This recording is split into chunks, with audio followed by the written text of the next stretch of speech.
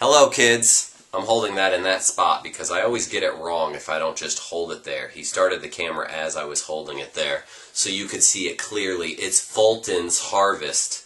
I'm not an alcoholic, okay? I don't drink all the time. I'm going to be reviewing the movie VHS. VHS is getting rave reviews, and deservedly so. I'm going to say deservedly so. I'm going to be careful not to give away too much, so you don't have to worry about spoilers. I'm just going to talk a little bit about it, and what I liked about it, and maybe what I didn't like, and that's what this review will be, like any other review. It is an anthology, if I didn't mention that already, and I had forgotten that it was an anthology. I love anthology horror films, hence Creepshow. Even though this is a band, and I love the band too, I wore this because Creepshow the movie was an anthology. So if you don't get that, then you're not a true horror fan. Duh. Okay. The ones I want to talk about in these stories, there are 5 separate ones. I had to write them down because I want to screw it all up, but really there are 6 separate ones because in any anthology you gotta have the overall story that ties them all together.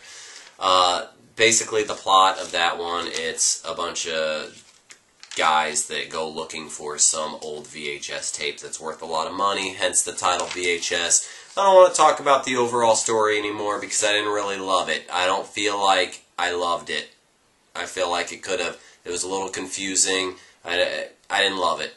I'm sorry, I just didn't like it. Not that the acting was bad, I just didn't like that overall as much. It didn't wrap it up for me, whatever. The 5 stories, they're all about 10 to 17 minutes a piece, something like that, I think. They don't seem too long, and the acting is good at them. Remember, with VHS, it is a POV. You all know what POV stands for, don't you?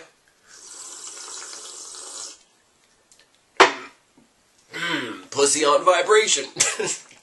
Where's Pancake at when I need him? Point of view. It's a point of view film, and those are getting very, very, very, very, very, very, very, very old. Just like me saying that word. They're getting a little too much. This one, I'm going to give it a little credit. It's not too much. I kind of liked it. It made it a little creepier for me. But it's a point of view movie, so that might annoy some people. The one cool thing that they do with this, though, is with all 5, they're kind of a little different in their forms of point of view. So like one might be a handheld camera, one might be a camera on somebody's head like a helmet, one might be like a first person point of view. Like, they do a good job of that. So at least they tried to change it up and not have the same kind of camera style the whole way through. One good point that was made to me, kind of on the negative side, by Jay, is that with it being VHS, you would expect during the different anthologies, as they're watching different VHS tapes, that it would be like old style, like what you would really see on a homemade VHS, and it looks rather new, or even like a lot of like the clothing worn is new, and it's in current time, and people don't really use VHS anymore, so they should have tried to make it look a little more 70s to 80s. I didn't really notice that during the film, but after talking about it with him and stuff, I think it's true. I think that could have been a little creepier. That's a minor nitpick. Whatever.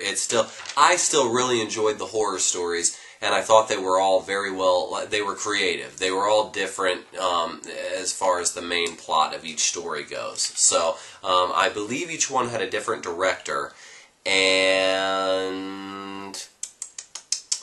okay, I'll talk about each one real quick. The first one is called Amateur Night, and it is the story of a bunch of people going out to get drunk.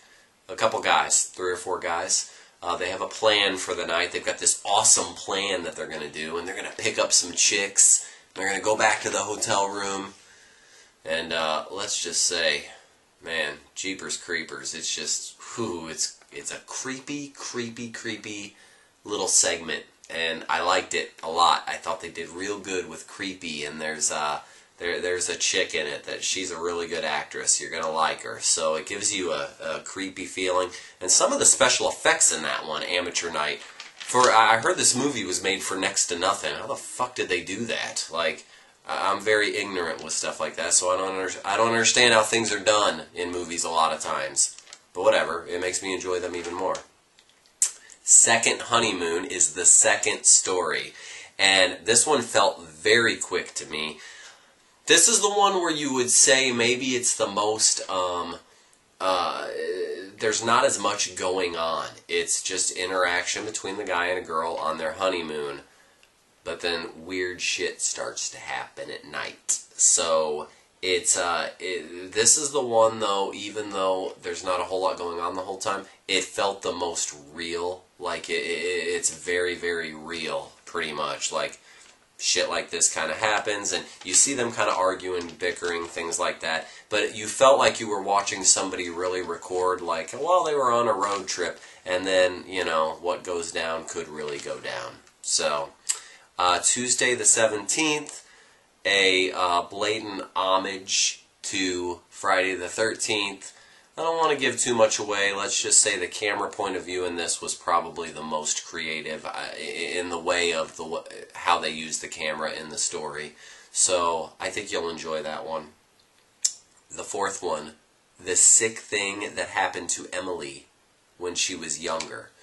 This one confused the shit out of me, but it's the one that made me go, ah! While I was watching it. Like, I did that while I watched it at 1 in the morning, Saturday night, or whenever I saw it. It freaked me out. Like, there were a couple parts like that that just made me jump. So that one was the scariest, like, boo scare to me. And even though this one was like I said, it scared me the most and was a little confusing, but the cool part about it was totally in a Skype conversation. Like, that's all it was a Skype conversation, which was weird to me. I've never really personally done that a lot, but I've seen people do it. I've got friends that do it. But I thought that was a really cool, interesting take to have that be the camera, just two people talking on the computer. So, yeah, let me know what you think of that one. I wish it didn't confuse me so much, but the Skype, very interesting. And then the last one, 10/31/98, bunch of people going out on Halloween. They go to a Halloween party, and it turns out there's a lot more going on in the house than they bargained for. It's a little bit haunted. I didn't use those in the right way, but it is a good haunted house story. Tons of fun. Like, they kind of closed it really well with that story being the last in the anthology. Some of the special effects were amazing. I felt like I was really running through a haunted house with them to try to get the fuck out of there, and it really creeped me out. So that was a good one. I didn't get the 98 reference, like why it had to be set in 1998. Maybe that's when the guy came up with the idea to make it, or girl, or whoever wrote it.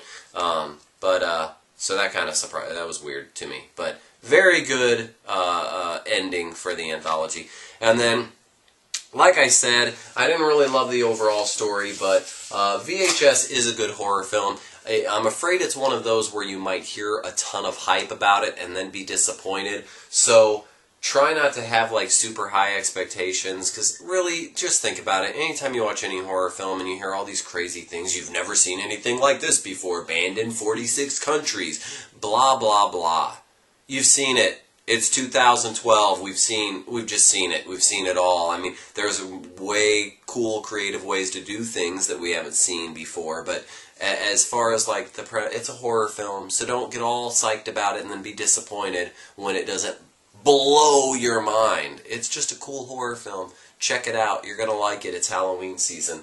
It is available. It's gonna be in theaters, limited release in October. But then, what is it, December 4th, it's released on DVD and Blu-ray.